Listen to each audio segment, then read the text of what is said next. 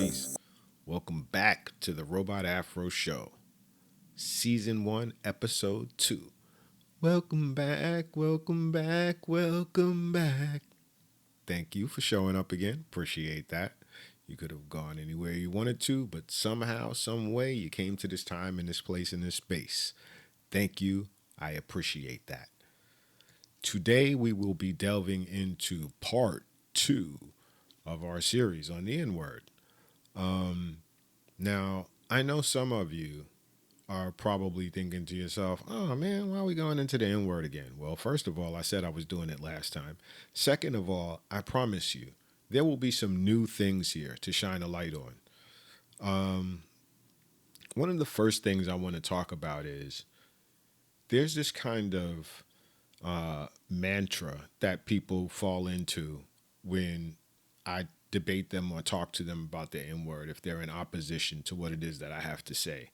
Whether it's on the internet, excuse me, or in person, people will say things like one of the main things is, oh man, the N word is a small thing. We got bigger fish to fry. Why you keep bringing up the N word? The N word ain't nothing. That's a small thing. I mean, they don't all have that voice, but so I have a mantra too. I have kind of a stump speech I go into as well, but it just happens to be a smarter one. Okay. The N word is a small thing. Correct. You are correct, sir. Bing. However, small things make all things. Let me repeat myself for the first time today. Small things make all things. Have you heard of an atom? Small things make everything. So when you say the N word is a small thing, when people say that to you from now on, I want you to put that phrase in a different perspective. When people say it's a small thing, you say, yeah, that's what makes it dangerous. It is small. It's so small that it's almost aerosolized, it's atomized, it's in the air, it's in your lungs. You know, people have made it so passe. Oh, N-word this, N-word that. It's everywhere. It's in your music. People bumping it in their cars down the street. Little kids are saying it depending on where you live and, you know, what city you're in. You walk around, you take public transportation, walk around the city. You'll hear it all day, every day, ad nauseum, up and down the street from different groups of people now. Okay? It's kind of become a thing. And, you know, so people, another thing that people like to say is the N word is it's almost like a contradiction because on the one hand they'll say, well, it's a small thing, but on the other hand they'll talk about, oh well, it's so big you can't put the genie back in the bottle, right? This thing is so big, there's nothing you can do about it. Well, some of you millennials aren't old enough to really understand this, or not understand it, excuse me. Not that you can't understand it. You may not know this because it's not a part of your current history, but we used to have a hole in the ozone layer. Okay, we used to have, look it up, a literal hole in the atmosphere. Called in the ozone layer. And they were like, oh, we can't repair this. This is going to be doom and gloom. This is the end of the world. We're going to lose all the world's oxygen, all these different things. So the hole in the hole in the ozone layer is no longer there. It is no longer the same way. We repaired it. How did we repair it? We started to get rid of a lot of the carcinogens and aerosol things and all of whatever the things that were leading to the ozone depletion of the ozone layer. We fixed that.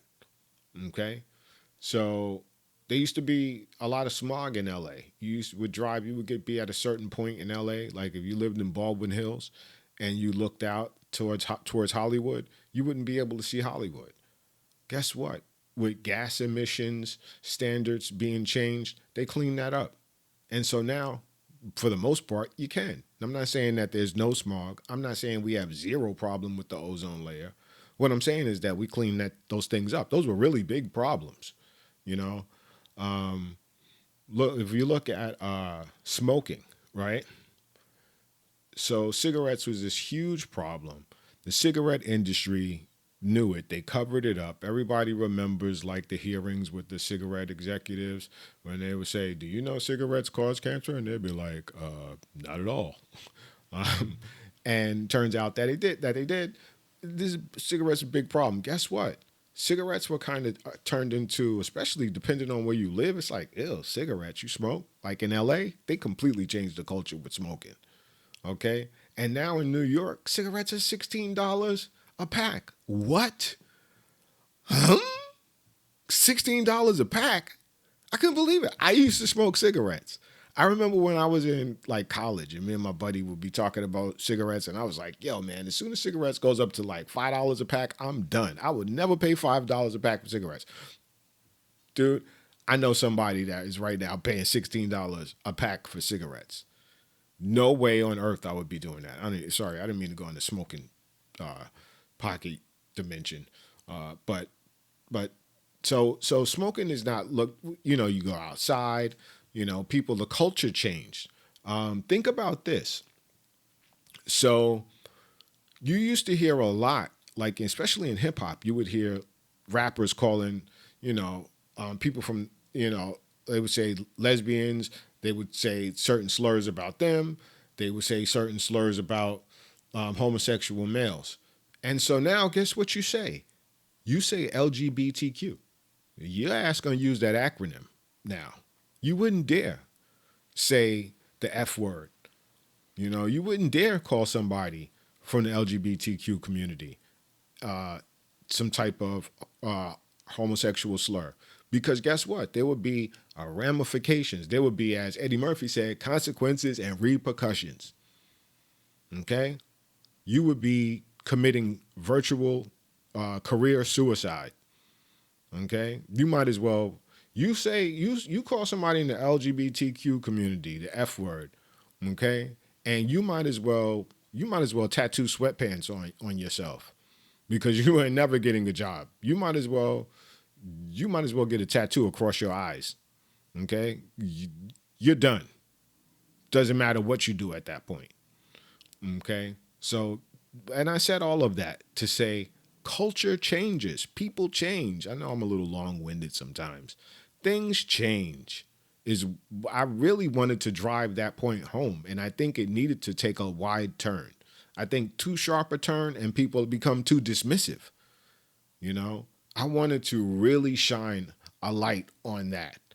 Culture does change. Things do change. Stop telling me we can't change this.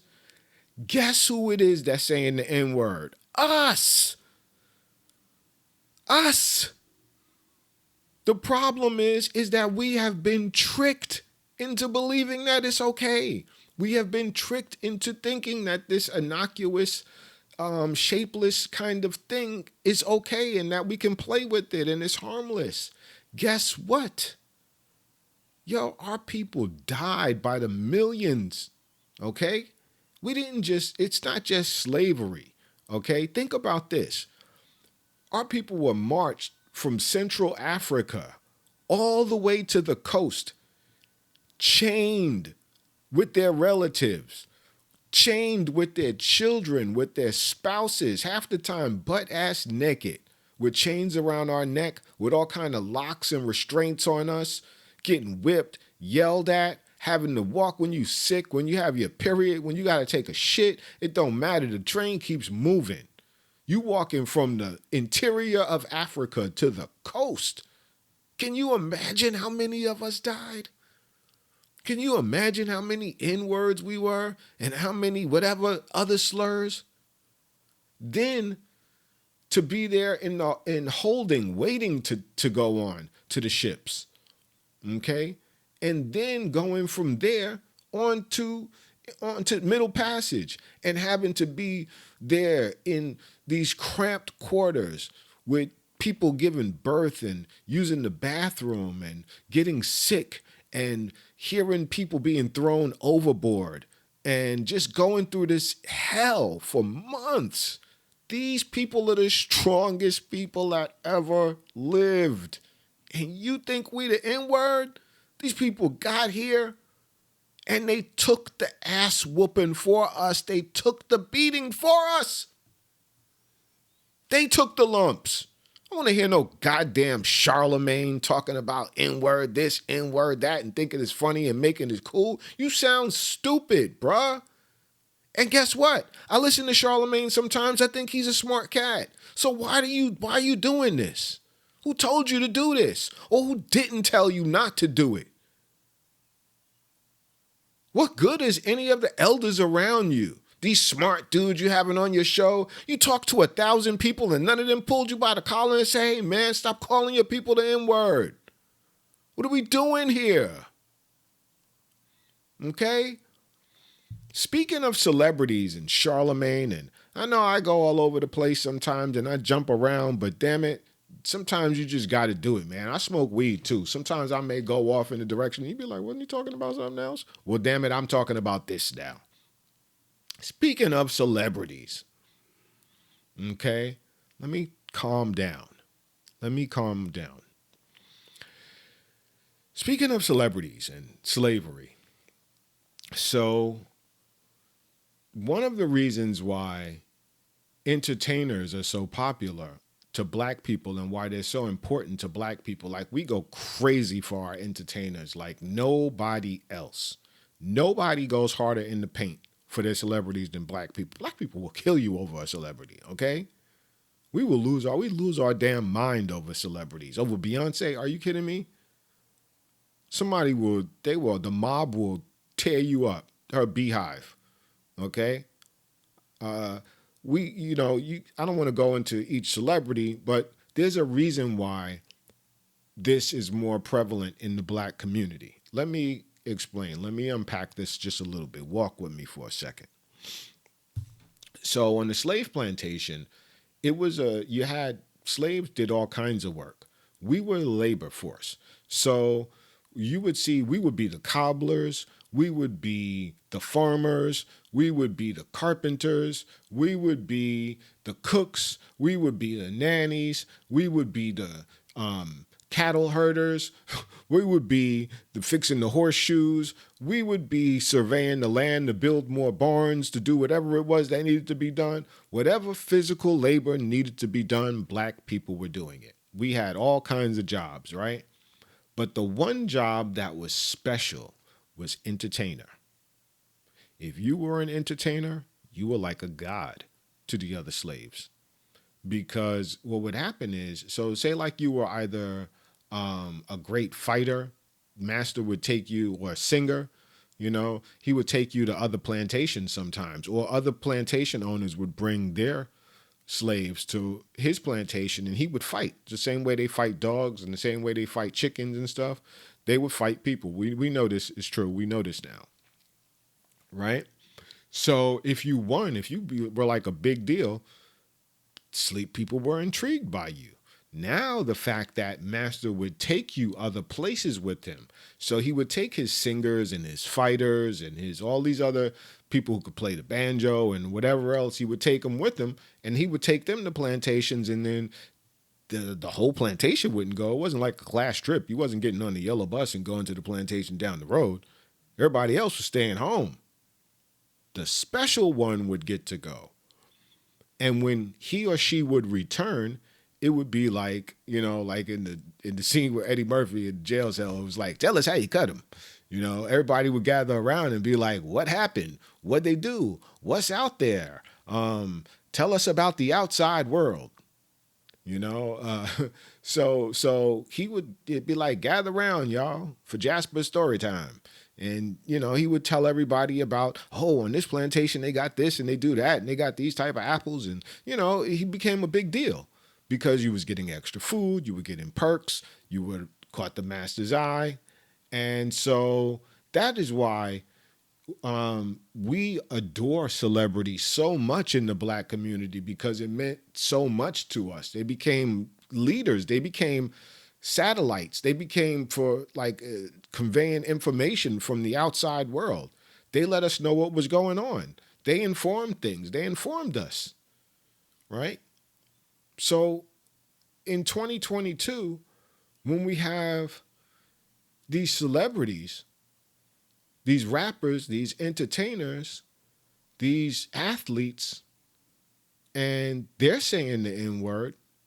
It's like you're passing this down. You're passing the N word with something that came from our slave masters. That came from people that hated us. You think you're taking that word and you're turning it around? You're not turning anything around. You're not reclaiming the word. If people are still launching the word at us, you're not reclaiming anything. One of the stupidest things, arguments people like to make is that when they say, oh, you know, and excuse me for saying this, but it needs to be said because I need to shine a light on how stupid it sounds. So please forgive me to my ancestors. Please forgive me for vomiting this garbage out in the open. But, they used to say, they used to call us niggers, right? So, and that was the derogatory term. That's what we fought against. That's what we died against. That's what we bled against. That's what we were lynched against. We fought against that. For decades, for centuries, our people did this, right? So I want you to understand how stupid this is. So Jay-Z and them come along and all these rappers, right? Gangster rappers, quote unquote, they come along and they're like, nah, y'all. Now we niggas. You see? You understand now? So we good. We not niggers. We niggas. What in the hell, the piss and the shit are we talking about here? Like, dude, that's got to be the dumbest thing I ever heard in my entire life. Like, when people say things to me like that, I automatically get a vision of an ankle monitor on your brain. It's like, are you slow? What are we talking about? Niggas?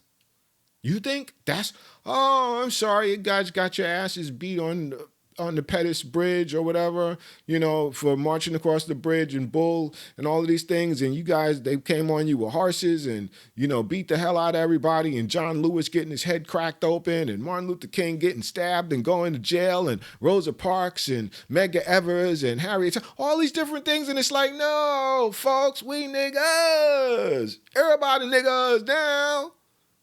Do you know how stupid that sounds? I needed to say that so you could hear how stupid it sounds. If it was that easy, they would have did that. The reason why they went through what they went through is so that you could be called your name. So that you could be called Mr. or Miss or Mrs. So that somebody could put some respect on your name. Not shame on your name. Not the N-word. We're not N-words. Why would you feed that crap to your children? Why would you let entertainers feed that crap to your children? They making millions. They riding around in luxury cars. They living a life you could never understand. They don't have to deal with the ramifications of doing that. But your children do. Your children are in the street with people who are being bombarded with that word every single day. I want to do an experiment here. I guarantee you this experiment has never been done anywhere before. I want you to walk with me, family. I want you to listen to me, and I want you to just drop everything you're doing and just take a seat somewhere, sit down. We're going to do a thought exercise. Okay? Adjust yourself, get yourself ready. Okay?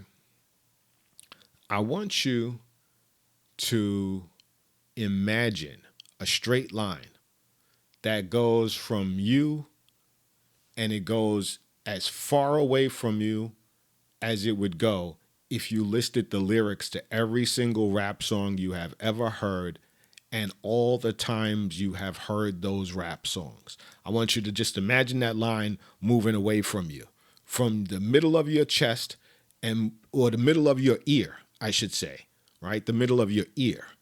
And that line is moving away from your ear. So every rap song you ever heard in your entire life, right? And not just the song, but all of the times you have ever heard those songs. Okay? You understand? Do you understand? Or no? You get it? So, now what I want you to do is I want you to remove all of the words in those rap songs, and then all the times you listen to those rap songs, I want you to remove all the words, right? Slide them straight off. But what I want you to leave on the line is I want you to leave the N word.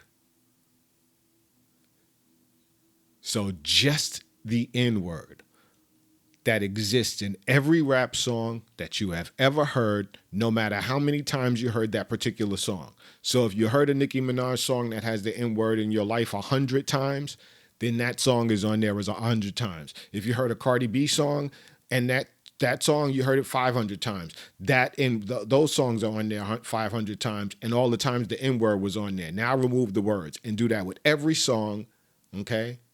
And every time you heard that song. So you probably talking about 100,000 times somebody just saying the N word over and over. N word over and over. N word, N word, N word, N word, N word, N word, N word, N word, N word, N word, N word, N word, N word, N word, N word, N word. You listening to that shit. Now imagine somebody's doing it to a beat you like. N-word, N-word, N-word, N-word, N-word. Somebody's just calling you a nigga to the beat for 20 years. Would you let somebody do that in your child's ear for 25 years? Because that's what the fuck is happening here. Forget about the lyrics. Forget about the other lyrics. The N-word is being funneled in your kid's ear for dozens of years, 25 years. N-word, N-word, N-word, N-word, N-word, N-word, over and over. You could do that same experiment with the things you read on social media, with the television you consume, with just all kinds of other forms of entertainment, with programs, with being around your friends, how many times they say it. Now add all of that stuff onto the line. N-word, N-word, N-word, N-word, N-word. Y'all don't think this is by design? Oh man. Talk about bamboozled, hoodwinked, led astray, and run amok. Man, they are putting one over on us. They are ear fucking our entire culture. Talk about a psyop. Man, they are running game. They are running super game. It's like if fucking Professor X was a bad guy and he just decided that he was going to run game on the entire black community, and just had us telepathically, listening to the hate speech over and over for 400 years and being like, what's the matter with us? It's like a psychic game. But it's not a game in reality, because in reality, I don't even know why I used Professor X. How come I didn't use a bad guy? Anyway, I guess because Professor X is the most powerful telepath in comics. But anyway, so I should have said Onslaught, which is Professor X and Magneto, but that's another story. But anyway, so there is a psyop going on here. There is psychological warfare happening here. You just can't see it. You can't. It is innocuous. And it's being made innocuous because of people unfortunately, like a Mr. Charlemagne or Amanda Seales or Marc Lamont Hill or Michael Eric Dyson. Do you understand? Or no? Okay, folks. So let me try to bring this back to something that I originally wanted this particular portion of, well, not this particular portion, but this podcast episode to be about, which was to have a focus on Marc Lamont Hill. So I want to highlight Professor Marc Lamont Hill for a second. I don't know. I don't remember if I gave his credentials at any point or not. But if I didn't, I'm going to briefly go over him once again for anybody who just started listening. So Professor Marc Lamont Hill he was educated at Temple University. He got a BS in education and Spanish. He got his PhD from the University of Pennsylvania with distinction, according to his Wikipedia. um, his teaching career, he taught at Temple. He also taught at Columbia, which that is a very big deal to be a Columbia University professor. Does not matter what your background is. If you taught at Columbia, you the man. Okay? And I believe he now teaches at African American Studies at Morehouse. As I said, his academic stuff, his non academic stuff, his workflow, he worked his workflow. Calm down, relax, center yourself, listen to the birds. Okay, I'm back. Okay, he worked at Fox News. He worked at on mainly the Bill O'Reilly show. Don't know if, like I said, I thought I talked about this, but I think I want to go into it again because I've talked about so much. I want to reiterate this. He worked at Bill O'Reilly show on Fox News. He worked at CNN. He was a commentator on MSNBC. Worked at Black Enterprise, Al Jazeera, HuffPost Live, Black News Channel, and BET. He is the owner of I think it's Uncle Bobby's Coffee and Books in Philadelphia, which please support that brother, that black man, and his business. Please go support that business. I love bookstores. Love them, love them, love them. So if I'm ever in Philadelphia, I don't care if Marc Lamont Hill likes me or not. I'm going to support that man's business, regardless of what I'm about to say to him today in this podcast.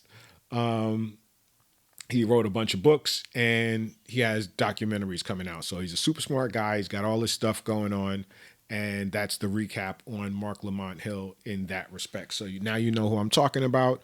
He's the guy that used to give Bill O'Reilly that work on the Bill O'Reilly show. He was the black dude, probably the only black guy you would see up there. I'm just kidding. I'm sure there was like one more, Juan Williams. But Marc Lamont Hill was definitely somebody that I looked at and I said, this guy, I'm going to listen to what he has to say and I'm going to follow him until I started, seeing him doing this inward performative stuff where all of a sudden when you are no longer the media, the black media darling for Caucasian audiences, and I don't mean that in a way to put him down, but I'm sure he would even know what I'm talking about, where there's a time period where it's all sweet until they decide that they want to deplatform you because of something that you said that they found controversial. And you do that, and then all of a sudden, now you're persona non grata. They don't want to touch you. You're that black dude who said that thing, as opposed to who you are and who you have been for your whole career. So I will never let somebody reduce my brother to something that he said, a remark. So anyway, but that has really nothing to do with I'm about to give him that work. So Marc Lamont Hill went on the Sonetta YouTube show, Sonetta TV, Sonetta Studios. Shout out Sonetta. Shout out to the Sonetta TV family. Black News 102. So he went on the show in August 2nd of 2021. The title, it said live streaming. And Marc Lamont Hill said he was talking about Martin Luther King.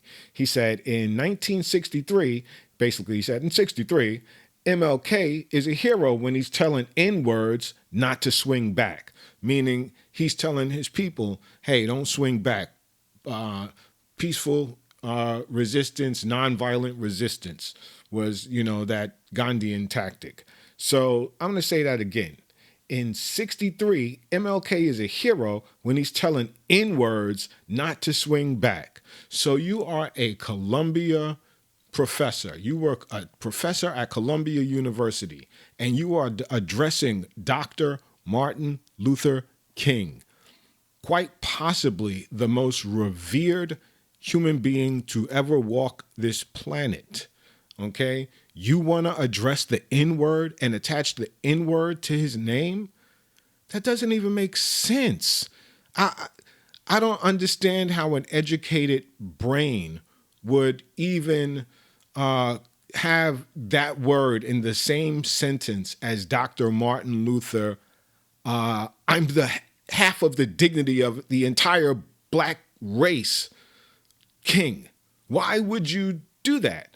But you did. So, but listen, it's a comment, but I just want to point out that this guy is so smart, but you are choosing to shoehorn the N word in a conversation about Dr. King. So let me go on. So he, on another interview, oh no, actually it was the same interview, I believe. He was talking about Kobe Bryant. Now I love Kobe. Okay. I'm a diehard Laker fan since Showtime days.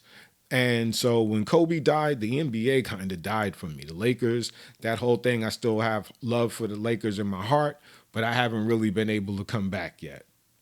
So Marc Lamont Hill, he went to school with Kobe. Okay, not school. I don't know if they were just friends. They went to basketball camp. I know that they attended basketball camp together. I remember him discussing that.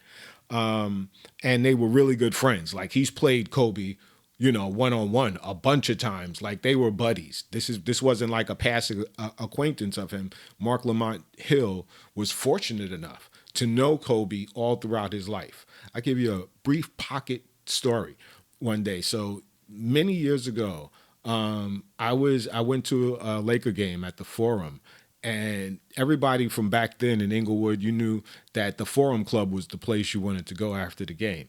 So I used to go to the Forum Club a lot. And one day I went to the Forum Club and there was a new guy at the door and I couldn't get in. And Kobe was off to the side and he was talking to somebody, signing autographs or something, but he was kind of looking over. And at the time I had really, really long dreadlocks and I thought that's what he was looking at because back then it wasn't that, it wasn't a very common thing. So, he walked over and he looked at me and he said, "Hey man, you having trouble getting in?" And I was like, "Huh?" Like, it didn't even register. I'm like, "Why is he talking to me?" And I said, yeah, I am. And he said, "Oh, and he alluded to somebody that we know in common. And he said, "Oh, you so-and-so?" And I said, "Yeah." And he said, "I got you." And he walked me right up to the door and he was like, "Nah, he's with me." Walked me right in. And I was just like, "Yo, good." He was like, "Don't even worry about it. Like, it's not even a thing." So just from that little interaction, from a personal level, I love Kobe, let alone, I'm back out the pocket Kobe verse. So Marc Lamont Hill actually knew him. He didn't just see him in passing or meet him in passing. He's talking about Kobe Bryant on Son of the TV, and he says that he said something like, "This is how good this N-word was," talking about Kobe in regard to a game. He was talking about Kobe playing an NBA prospect that was coming to the gym, and I guess he was playing some of the high school players or some of the college players, and Kobe, it was kind of like one of those, "Oh, play my man, Kobe," and so Kobe was playing a dude and started scoring on him, and it turned into a thing or whatever. But Marc Lamont Hill, just because that's your friend, you don't get the right to attach the N-word to his name. You're like, "That's how good this N was." Guess even if that was your conversation with him and talk to him on that level, guess what? Kobe Bryant never said the N-word in public, to my knowledge. He never cursed and he never spoke like that. So why are you putting that on his name? I just thought it was disrespectful. I don't think that makes Marc Lamont Hill the worst person in the world, but I'm just trying to, as my man once said in this movie, I'm trying to illuminate the terrain in which we currently find ourselves deployed upon. Okay, I'm just trying to light things up here and let you know that this guy is saying some things, in regard to the N-word, and it's like it is a paradoxical contradiction of who you are. And I don't know if I'm like, are they paying you guys by the pound? Are they literally paying you by the pound to say the N word? Like, why y'all putting it so much? Like, it's like you have an endorsement deal. Okay, you spoke to Brother Jabari in that interview. Now, Brother Jabari is a Kemetic priest. He's a scholar. That is an intelligent brother. He is one of the only people that I listen to on Son of the TV. Maybe out of three people or four people, Brother Jabari is the smartest person that has ever been on that channel. So he's talking to Brother Jabari, and he starts talking about his association with Dr. York. You all know Dr. York, cult leader who is in jail for just things that don't even matter here. But coincidentally, I'm listening to him discuss that, and Marc Lamont Hill says, I speak Arabic fluently. And I'm like, wow. And that correlates with him having a degree in Spanish. And then, I heard somewhere before that he's like trilingual or quadlingual, like he knows multiple. And I'm sitting there like, wow, impressive. And I'm sitting there thinking to myself, you have all of this knowledge, wisdom, and about language, but you don't have any understanding as it pertains to your own people and the language, that hate speech of our former slave masters. You know everything about every damn word, but the one word that is affecting us. So there's a quick little pocket dimension I would like to fold myself into for a second and kind of link Marc Lamont Hill and Michael Eric Dyson here for a moment, because I think this is an important correlation between these two. Michael Eric Dyson is, he like I stated before, he wrote a bunch of books. I think he wrote probably at this point, 24, 25 books. Who knows? Just a bunch. And swear this guy wrote more books than Dr. York. So you wrote all of these books, right? And everybody thinks Michael Eric Dyson is the smartest person that ever lived. And at one point, myself included, I literally was amazed by his rhetorical skills. I really was. But him having such a deep affinity for the N-word, such deep endorsement, and someone like a Marc Lamont Hill looking up to you, I could see why Marc Lamont Hill says the things that he says. I could see why a Marc Lamont Hill would say what he said and attach the N-word to Martin Luther King's name. So I'll give you a perfect example of how this was passed down in a scholarly, generational kind of way. So Michael Eric Dyson wrote a book about Martin Luther King, and he was doing his normal, like when you do a book or a movie or any kind of a project in Hollywood or something, and you go to different press junkets for your book. So you go on the morning shows, you go on the radio, you go on the late night shows, and he was doing his press junket. But I noticed this reoccurring motif that, this stump speech he kept going into, where in promoting the book, he would go into a story where he was talking about Dr. King, and it was like, yeah. And he was recounting one night where, Dr. King and his people were out doing whatever they were doing, and it was getting late. And one of the younger staffers or something, he was late getting back or something, and they were all worried for him and concerned. And I hope that I'm retelling the story to enough of a degree where you can understand where at the end. So, because I'm doing this off the dome, I don't have notes on this. So the staffer comes back, and Dr. King kind of grabs him in a yoke, playfully, kind of puts him in a chicken wing and tells him little N, such and such and so, why you da-da-da-da? Okay, now, I don't know whether or not that story is true. I don't think Michael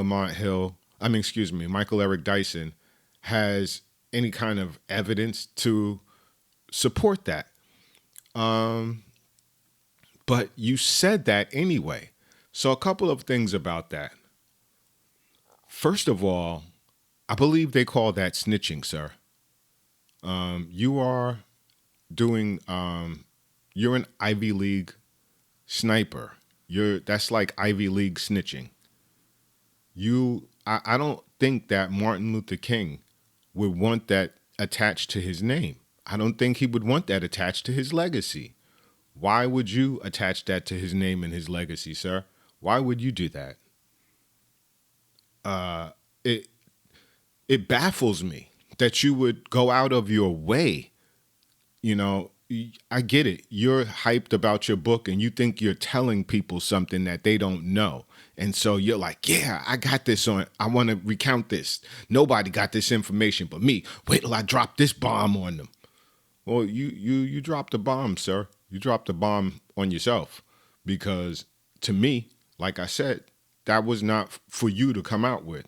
And I heard you at one point allude to the FBI perhaps having the tapes on King, and the tapes are supposed to come out in the next few years or whenever they're supposed to be released. And it's possible that Dr. King may have been on tape saying the N-word and, all of these other things about him. And to you, I say this: if that's what these people want to release, so be it, man. These people hated us for sure at that time. That's 100% certain. The FBI hated black people back then, for sure, without a shadow of a doubt. Why would I listen to a goddamn thing they said? They could have doctored them tapes to make Dr. King look bad. I don't know. I'm not taking nothing from no FBI person from the 60s talking about Dr. King. I don't give a damn what y'all had on him, allegedly. And that's not my place. That's not your place to come out with that. If they want to do that, let them do that. Damn, you want to be first? Like, I'm telling first. Ooh. You got your hand up in class. So when Marc Lamont Hill turns around and he attaches the N-word to Dr. King's name, I understand why he thinks he can talk about him in such a loose way and think you're actually saying something. But you only do that on an audience like Sonetta TV. You don't do that when you're on CNN. You don't do that when you're on MSNBC. You don't do that when you're on Black News Channel. You don't do that in places where they hold you to a quote-unquote higher standard. Okay? Why don't black people hold you to a higher standard? Let's get the same respect that you give the gay and lesbian community when you say LGBTQ. I don't have any problem with that.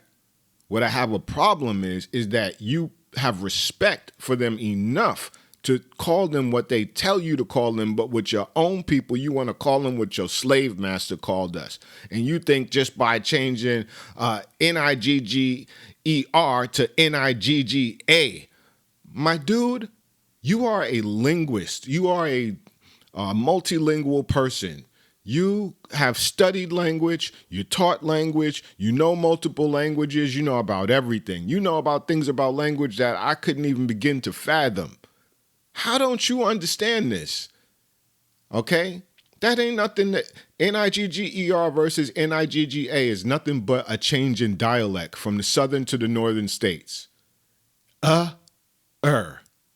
But somehow, in your sick, demented, twisted, brainwashed understanding, quote unquote, of the N-word, you have digested that, remixed it, given yourself license to say it via cognitive dissonance, okay? And then you want to disseminate that to the people, and thus when the people go to look for who is the smart one that has the answers and will lead us out of this quagmire of ignorance, you are the champion for the N-word, okay? You help make us dumb.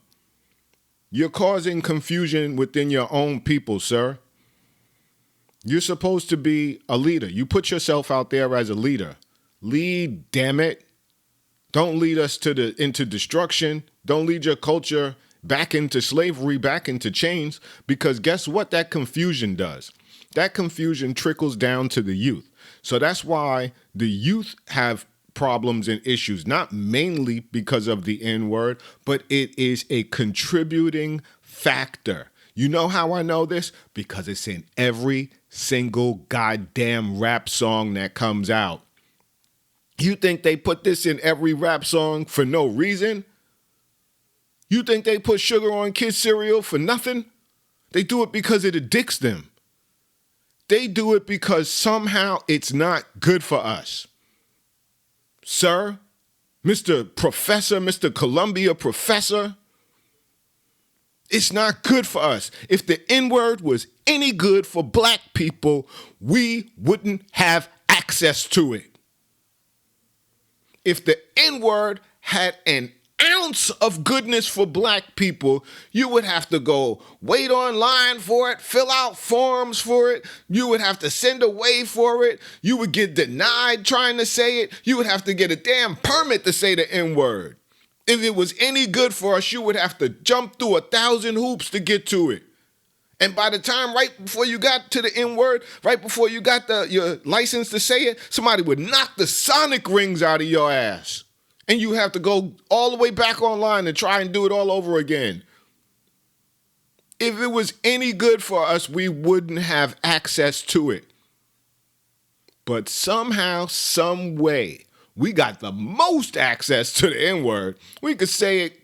We got carte blanche to say the N-word, free reign. It's like, man, y'all can say the N-word anywhere. I see the N-word being said in places where I'm just like, huh? Did they just say the N-word? Man, I saw Charlemagne had his show on VH1. That is the most disgusting, vile piece of cat excrement that I have ever seen in my life. That show is stupid. That show is specifically a vehicle for the N-word. Charlemagne making little game show things about the N-word and going out of his way to just keep saying it, keep saying it. You know something? You're not funny without the N-word. Not you, not Chris Rock, not Kevin Hart, not Tiffany Haddish, none of y'all. If you can't be funny without the N-word, it is a crutch. If you can't address Marc Lamont Hill, Michael Eric Dyson, Amanda Seales, if you all cannot address issues within the black community without sprinkling N-word seasoning on everything, you're addicted to the N-word. You are addicted to your slave master's words. Damn, get off his titty. Stop sucking master's titty. So, keeping with the theme of cognitive dissonance, I would like to discuss that for a moment. So, cognitive dissonance, in a nutshell, is basically when someone holds two competing ideas at the same time. It causes this paradox. Let me give you an example. So, and I once, so if you smoke, right? Let's say you smoke cigarettes. In cognitive dissonance, and I once heard somebody else give this example, so this is not an original example, but I'm kind of paraphrasing what they said. So if you smoke cigarettes, cigarettes are bad for you, but cigarettes, in your mind are giving you some type of pleasure. It's giving you the nicotine, is giving you a dopamine hit. So you in your mind, you have both of these things in your mind, but these two ideas are conflicting because on the one hand, you're getting this sensation from it, but on the other hand, it's bad. And the only way to break that cognitive dissonance is to come to a rationalization where you get rid of one of these ideas. Okay? Either, you have to either give in or you have to get rid of it.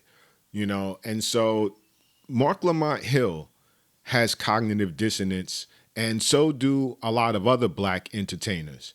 You see, the problem here is that they know the N-word is not good for black people. They know this. I guarantee you, deep down inside, they know this. If you cornered them, if you put them on a lie detector test, they would tell you they know it's bad and they shouldn't be disseminating this word and speaking this word like this. Here is what the problem is. Here is the real problem, okay? Michael Eric Dyson loves hip hop. Marc Lamont Hill, Amanda Seales, they love hip hop. They worship hip hop. Michael Eric Dyson, he wants to be a rapper so goddamn bad, everybody knows it. Okay? They worship hip hop. He's doing books with Jay-Z and Nas as in the forward and the afterword of his books, of their books and whatever. They super involved, right? When you hear them talk about hip hop, they have such a love and such a reverence, such a deep regard for hip hop, and they speak about it in these Shakespearean ways, and they talk about the brilliance of these rappers. But here's the thing, though. You can still love hip hop, okay? You can love hip hop, but somebody has to be the adult in the room. Somebody has to be the one that says, you know something? Maybe this is a bad idea for our culture. What if we took a moratorium on the N-word? What if we decided that for 1 year we weren't going to say the N-word anymore? What if for 1 year all black people decided to do this? Now, you think that's such a lofty idea? You think it's such a big idea? It's not. It is not. I guarantee you 20 years ago, nobody would have thought you would be saying LGBTQAI+. I guarantee you that. There's a reason for that. Because the gay community decided to collectively say enough. They decided to say, you know something, we're not going for it anymore. And if you decide that you are going to violate what we have put forth, which is we're not going for it anymore, there will be consequences and repercussions. And guess what? Most people follow suit. Most people understand that. Okay? That's why you don't hear rappers saying homosexual slurs in their songs anymore. Okay? So you all have this cognitive dissonance, right? And you don't want to let rappers down. You don't want to be seen as being uncool. So you use this cognitive dissonance and you keep it going in your mind. Instead of getting rid of one of the competing ideas, you find new ways to make excuses. You have these personal bias attributes where you are making these excuses and coming up with these little clever ways and means and things and sayings that you have that when people challenge you on the N-word, it becomes dismissive. Why? Because if you acknowledge that the N-word is bad for your people, you think, well, what does this mean with my relationship with hip hop? What does this mean? Is Beyonce going to think I'm still cool? Is Angela Rye going to still, talk about my brilliance? Is Jay-Z still going to want me to do a project with him? Is the younger generation still going to think that, I'm somebody worthy to listen to? Guess what, man? Sometimes, like I said, you got to be the adult in the room. Somebody has to say stop. Somebody has to say, what are we doing here? Okay?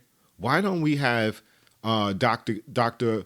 Marc Lamont Hill, Professor Marc Lamont Hill, Michael Eric Dyson, and all of these people? How come they aren't saying things like, you know something? Maybe we need to have these HBCUs study the N-word. The same way you have all of these Caucasian institutions that get multi-million-dollar funding to study everything else. These motherfuckers are studying butterfly farts, okay? They are studying anything. They're like, what are the properties of a paper cup? A 23-month exploration into the existential paper relationship between the soul of a paper and a tree. Does it have a soul? And someone will be like, you know something? I'll give you $2 million for that. What are raccoons thinking? And then you find out that this study got $200,000. And you're like, what? So none of our HBCUs could get money to study the N-word. None of the HBCUs are studying this. HBCUs should be pooling their resources. They should be coming together and saying, you know something? Forget about waiting for some other Caucasian institution to turn around and do this. And then we have to piggyback on what they said. We have the funding, we have the resources, we have the brain power. Now we just need the political will. We need the cultural willpower to say, hey, why don't we study this ourselves? Why don't we take a moratorium on saying this word like this? We got all kinds of challenges. People are doing challenges every day. People are always some of these people in the black community, some of these entertainers are so influential that if they said anything, people would follow behind. Now you have to think to yourself, why won't they say, don't say the N-word? Are you getting endorsed for this? Are you getting paid for this? Because I'm going to tell you something, okay? I'm not a big conspiracy guy. I'm not. I have always believed in UFOs because I saw one, and that is for another podcast. I've seen several. But so I never looked at that as a conspiratorial kind of issue because guess what? It's not a conspiracy if it's true. And you all know it's true. I always did. But now everyone knows it's true because the government said so. Okay? So we have all of this evidence that the United States government wants to replace slavery with jail, okay, and make jail a new slavery. We have all of this evidence to prove that fact and that point, right? But somehow we don't understand that the N-word has been sprinkled in all of our stuff, and maybe, just maybe, the possibility exists that somehow this is by design. I mean, you could believe in Bigfoot. You could believe in telepathic alien rape. You could believe in all kinds of just weird ass conspiracy theories. But you can't understand the fact or the conspiracy thought that the N-word may be shoehorned into everything you do for a reason. It may be given a pass. Okay? Maybe it's because we've always kind of been treated as such, where it's like, let's give them the pig slop. Who cares? We're not saying our own racial slurs. Jews aren't calling themselves the K word. They wouldn't allow that. Remember that time Michael Jackson tried to do that in a song? And he was like, Jew me, sue me, everybody do me, kick me, everybody. And he tried to say the K word. All I have to say is that they don't really care about us. And guess what? They was like, no, you won't, sir. And he had to change that. Okay? Why? Because they know better. And when we know better, we have to do better. And when we have people who are in esteemed positions of authority, whether it's moral authority or whether it's educational authority or cultural authority, it doesn't matter. You are the gatekeepers. You are supposed to be the ones who are looking out for us, our community, and our children. Not going along with the bullshit because you don't want to be seen as lame. Okay, something occurred to me while I was having this conversation with myself. It's the notion that I don't know which idea or which thought is scarier.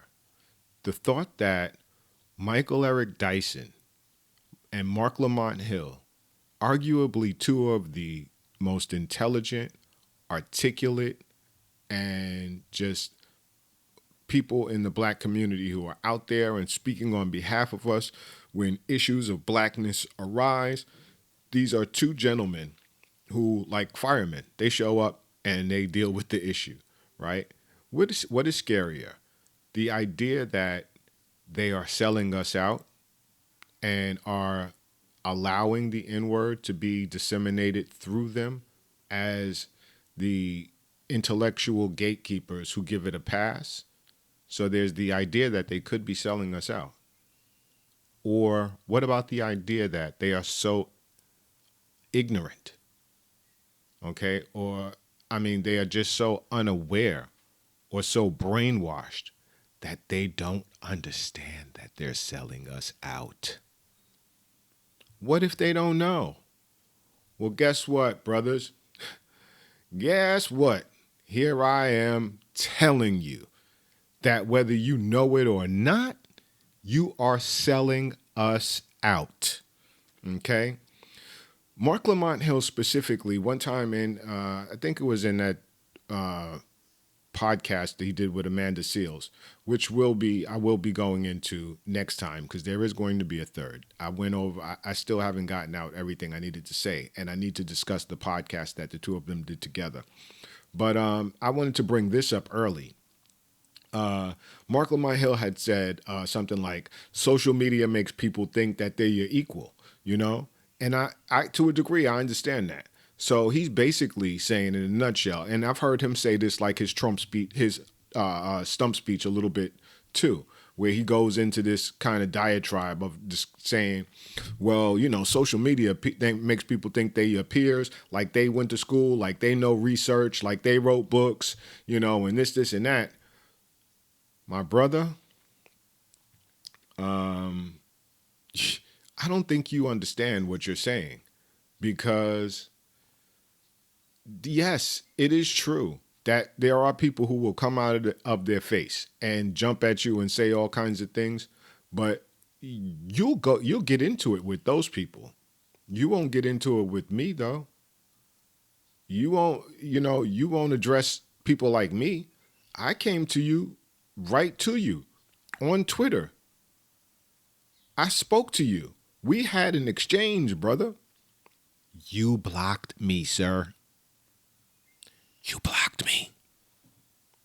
Man, you ran at Mach 55. You was like the Flash. Road runner. You was out, bro. Quickie Koala, Speedy Gonzalez, Quicksilver. You was out. Pew! Marc Lamont Hill, a man barely alive. We can rebuild him. We have the technology. We can make the world's first bionic man. And we started running on a treadmill. You ran from me. You was out. Asked you a question about the N-word in the most respectful manner I possibly could. Hey, sir. And even, let's say I was a little snarky. Let's just say that for argument's sake, because the records are there. The receipts are there. Let's say, for the record, I was a little snarky. Let's say you didn't like the tone that I approached you at. I didn't call you a name. I didn't sit there and say, hey, stupid. I didn't sit there and talk about your mama. I didn't talk about your hairline. I didn't talk about your woman. I didn't talk about you getting fired from this. So I didn't try to come at you. There was no ad hominem. I asked you about the N-word. Sir, you are a Columbia professor. You were a Columbia professor. You actually, I've heard you go at intellectuals. I heard you on, I think it was the Breakfast Club or talking to Amanda Seales, one of them, and you were talking about other public intellectuals and coming at them. I've heard you come at people. You got all that smoke for all those people talking to them about on Twitter about sports and all of this stuff, or a point where you think you're right and a point where you think you have the high ground, but you never saw me coming. Last couple of points here. I promise. Dr. John Henry Clark was famous for saying, I don't debate. Like he was, trying to say he didn't debate people. And he said it in such a way that was just really poignant. He said, I only debate my equals. All others I teach. Marc Lamont Hill, Professor Marc Lamont Hill, you may know a million things that I don't know. But on the N-word, my brother, I am teaching you. You are my student. You are Luke Skywalker. I am Master Yoda. Teach you I will. Yes. Okay. You are the student on this one.